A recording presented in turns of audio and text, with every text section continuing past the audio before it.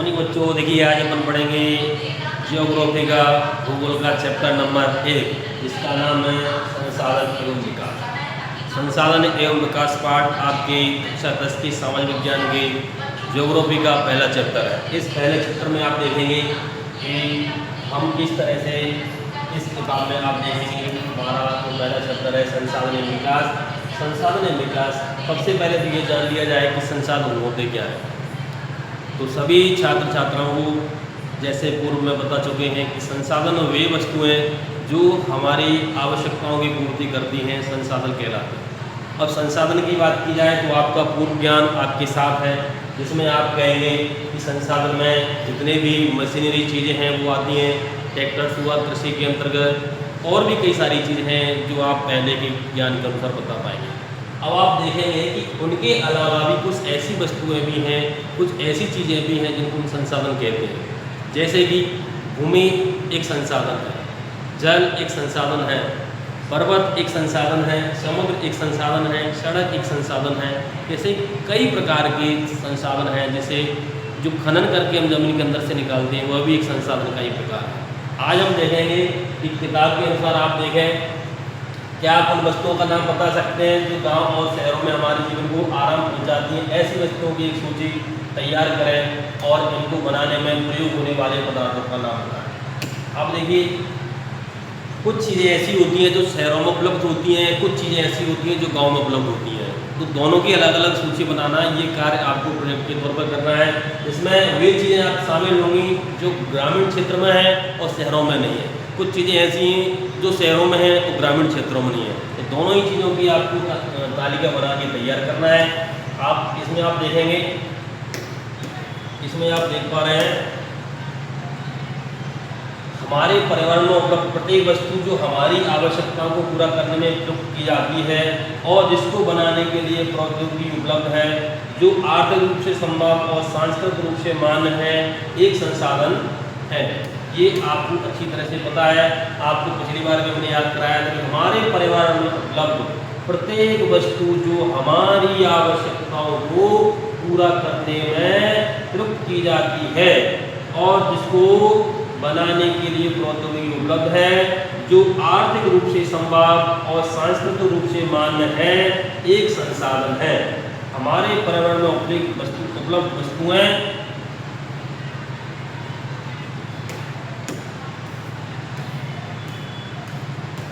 ये देखिए, अब इनको अपन देखेंगे संसाधनों का वर्गीकरण किया गया है। संसाधनों का वर्गीकरण देखेंगे तो आप देख पा रहे हैं इधर ये प्राकृतिक संसाधन है जो हमें प्रकृति द्वारा प्रदत्त है। इस तरफ आप देख पा रहे हैं ये मानवीय संसाधन है जिनको मनुष्य के द्वारा बना करके तैयार किया गया है। तो प्राकृतिक साधन क्या होते हैं?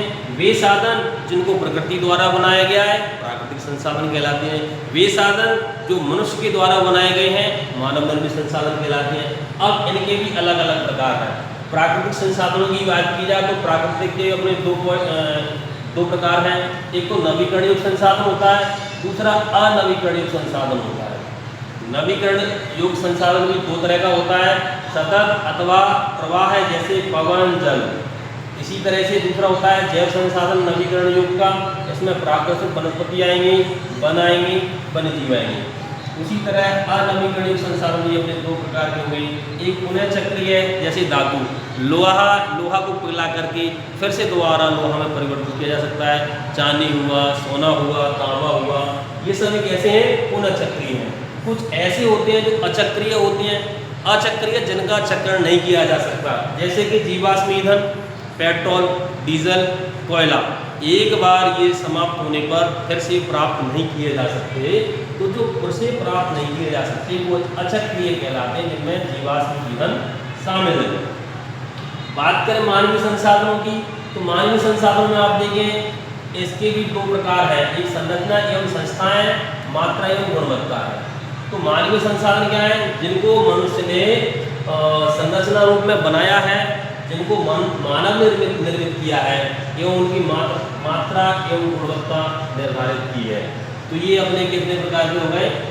प्राकृतिक और मानव निर्मित। ये दोनों ही प्रकार के संसाधन हैं। ये कई बार एग्जाम में पूछे गए हैं, इनको बहुत अच्छे तरीके से आपको पढ़ना है। अब अपन बात करें टॉपिक आता है, कई बार पेपर में पूछा गया है कि सतत पोषणीय विकास क्या है। कई बच्चों को याद भी है और समझा हुआ भी है। तो सतत पोषणीय विकास क्या है, अब आप ही बताइए कि सतत पोषणीय विकास क्या है, इसमें आप कमेंट में बताएं। देखिए सतत पोषणीय विकास, सतत पोषणीय आर्थिक विकास का अर्थ है कि विकास पर्यावरण को बिना नुकसान पहुंचाए हो और वर्तमान विकास की प्रक्रिया भविष्य की पीढ़ियों की अवहेलना ना करे। अर्थात जो विकास हो रहा है उस विकास का उद्देश्य ये होना चाहिए, विकास इस तरह का हो जिससे आने वाली पीढ़ी को किसी प्रकार का कोई नुकसान ना हो। अर्थात जैसे कि यदि व्यक्ति को विकास करने के लिए मान लीजिए कोई जंगल को काटा जा रहा है, अंधाधुंध जंगलों की कटाई हो रही है, एक तरफ विकास हो रहा है दूसरी तरफ विनाश हो रहा है, तो इसको सतत पोषणीय विकास नहीं करेंगे। सतत पोषणीय विकास का अर्थ है, सतत पोषणीय विकास का अर्थ है कि विकास पर्यावरण को बिना नुकसान पहुंचाए हो और वर्तमान विकास की प्रक्रिया भविष्य की पीढ़ियों की आवश्यकता की अवहेलना ना करे। एक बात और यहाँ पर अपन देखेंगे कि एक ब्राजील का एक शहर है जिसका नाम है रियो डी जेनेरो। तो रियो डी जेनेरो पृथ्वी सम्मेलन 1992 में हुआ। जून 1992 में 100 से भी अधिक राष्ट्र तक ब्राजील के शहर रियो डी जेनेरो,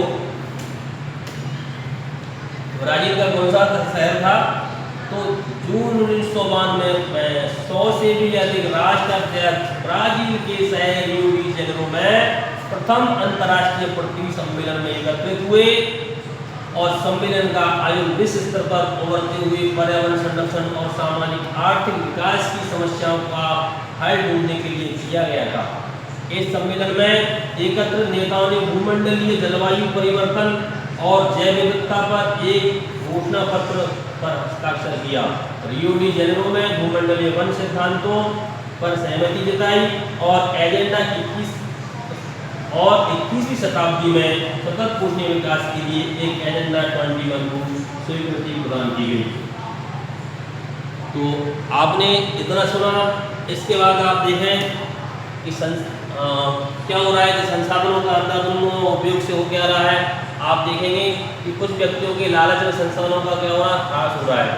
संसाधन समाज के लिए कुछ ही लोगों के हाथ में आ गए हैं, जिससे संसाधन दो हिस्सों में बढ़ गया है, एक तो संसाधन संपन्न, दूसरा संसाधन विहीन। आज अमीर अमीर होता चला जा रहा है, गरीब गरीब होता चला जा रहा है। जिसके पास अधिक से अधिक साधन है वो संसाधन संपन्न है और उसका विकास तीव्र स्तर पर होता चला जा रहा है। संसाधन समाज के ही कुछ ही लोगों के हाथ में आ गए हैं, जिससे समाज दो हिस्सों में बढ़ गया है। समाज दो हिस्सों में बढ़ गया है, एक संसाधन संपन्न एवं संसाधनहीन, अर्थात अमीर और गरीब, इन दो रूपों में आज का इंसान बढ़ चुका है। अब देखिए संसाधनों की अंधाधुंध शोषण से वैश्विक पारिस्थितिक संकट पैदा हो गया है, जैसे भूमंडलीय तापमान, ओजोन परत का अपक्षय, पर्यावरण प्रदूषण और भूमि निकीकरण आदि। ये सभी क्या है, संसाधनों का अंधाधुंध शोषण से हुआ है। उसका वैश्विक पारिस्थितिक संकट पैदा हो गया है, जैसे भूमंडलीय तापमान। तो आप देख पा रहे हैं कि संसाधन जो है यानी इसका अंधाधुंध यदि उपयोग किया जाए तो संसाधन मनुष्य के लाभ के लिए बने हैं, वही संसाधन मनुष्य की हानि का भी कारण बन सकते हैं। आगे देखें संसाधन नियोजन क्या है, संसाधन को किस प्रकार से हमें नियोजित करके रखना चाहिए। संसाधन का विवेकपूर्ण उपयोग, संसाधनों का यदि हम विवेकपूर्ण उपयोग करेंगे तो संसाधन नियोजन का सबसे बड़ा कारण वही है। संसाधनों के विवेकपूर्ण उपयोग के लिए नियोजन एक सर्वमान्य रणनीति है। इसलिए भारत जैसे देश में जहाँ संसाधनों की उपलब्धता है बहुत अधिक विविधता है, और यह भी महत्वपूर्ण है यहाँ ऐसे प्रदेश भी है जहाँ एक तरह के संसाधनों की प्रचुरता है परंतु दूसरे तरह के संसाधनों की क्या है, कमी है। कुछ ऐसे प्रदेश भी हैं जो संसाधनों की उपलब्धता के संदर्भ में आत्मनिर्भर हैं और कुछ ऐसे प्रदेश भी हैं जहाँ महत्वपूर्ण संसाधनों की कमी है। जैसे बात की जाए भारत के सबसे अधिक जहाँ पर बारिश होती है उस जगह का नाम है असम का, उस जगह का नाम है चेरापूंजी। चेरापूंजी से कुछ ही दूर जाकर आप देखेंगे तो वहाँ पर आप देखेंगे कि वहाँ पीने के पानी तक की किल्लत है, और जहाँ विश्व में सबसे अधिक वर्षा हो रही है उससे 60 किलोमीटर दूरी पर पीने के पानी की समस्या है। तो कहीं ना कहीं हम देख पा रहे हैं कि संसाधनों का नियोजन कितना महत्वपूर्ण है। राजस्थान में जाएंगे तो वहाँ पर हमको और आपको देखने को मिलेगा कि वहाँ रेगिस्तान है, रेत ही रेत है।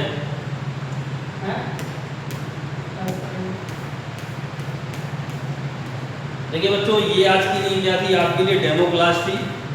अब आगे हम आपको क्लास देते रहेंगे और आगे की क्लास आप एक चीज़ और समझ लीजिए यहाँ पर इस चार्ट के माध्यम से कि भारत में मैदानी हिस्सा कितना है, पठारी हिस्सा कितना है, पर्वतीय हिस्सा कितना है।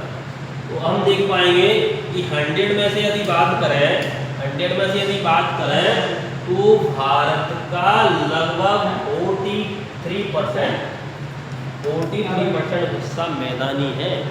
भारत के 43% हिस्से पर मैदान फैले हुए हैं, तो जबकि भारत के 30% हिस्से पर पर्वत है।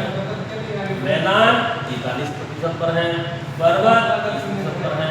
बात करें अपन पठार की, तो पठार जो है 27% भाग पर, भारत ही नहीं विश्व के 27% भाग पर क्या बने हुए हैं, पठार बने हुए हैं। 27% भाग पर पठार है और 30% भाग पर क्या है, पर्वत है, और बाकी की 43% भाग पर मैदान है। ये क्या है, भू आकृति है, जो पृथ्वी पर 71% तो क्या है, जल है। बाकी बचा हुआ क्या है, 29% पर क्या है, स्थल है, अर्थात जमीन है। तो जमीन जो है, उस जमीन के हिस्से भी बटे हुए हैं, वो बटे हुए हैं मैदान, पर्वत और पठार के रूप में। अब बात ये की जाए कि मैदान क्या है, तो पृथ्वी सतह का वह भाग जो पूरी तरह से समतल होता है, मैदानी क्षेत्र कहलाता है। पठार क्या होता है, भूमि का वह हिस्सा जो जमीन से कुछ उठा तो रहता है लेकिन ऊपर जाकर समतल हो जाता है, उसे पठार कहते हैं। पर्वत किसे कहते हैं, तो पर्वत आपने देखा होगा छोटी छोटी पहाड़ियाँ होती हैं, वो पहाड़ियाँ कहलाएंगी। लेकिन पर्वत जो होते हैं वो पर्वत एक दूसरे से जुड़े होते हैं, इसी को पर्वत श्रृंखला कहते हैं। आपने हिमालय पर्वत का नाम सुना होगा, आपने अरावली पर्वत का नाम सुना होगा, आपने विंध्याचल पर्वत का नाम सुना होगा। तो ये सभी एक पर्वत से सटी हुई अलग दूसरा पर्वत जुड़ा हुआ, जो विस्तारित रूप में फैला हुआ है, एक पर्वत से दूसरा पर्वत कनेक्ट है, ये इसको कहते हैं पर्वत श्रेणी। तो जबकि पहाड़ पर्वत से छोटा जो ऊंचाई में रहता है वो पहाड़ कहलाता है। अभी तक आप पर्वत और पहाड़ में अंतर नहीं समझते, उसका कारण है क्योंकि आपने देखे हुए, आपके क्षेत्रों में क्या देखे हुए हैं, आपने इस तरह की छोटी छोटी पहाड़ियाँ देखी हुई हैं, ये पहाड़ियाँ हैं। पहाड़ क्योंकि जो होता है जमीन से उठा हुआ होता है और थोड़ा सा ऊपर जाकर के समतल जैसा रहता है। लेकिन जो पर्वत होगा, पर्वत जो होगा ऊपर से देखोगे तो आप बिल्कुल शंक्वाकार का होगा। पर्वत जो होगा ऊपर से देखने पर शंक्वाकार होगा। यही पहाड़ों और पर्वत में अंतर होता है। आज मैंने आपके लिए डेमो के रूप में एक छोटी सी क्लास ली, आगे से अपन इसी तरह जुड़ते रहेंगे। आज के लिए धन्यवाद। जय हिंद, जय भारत, जय वंदे मातरम। धन्यवाद।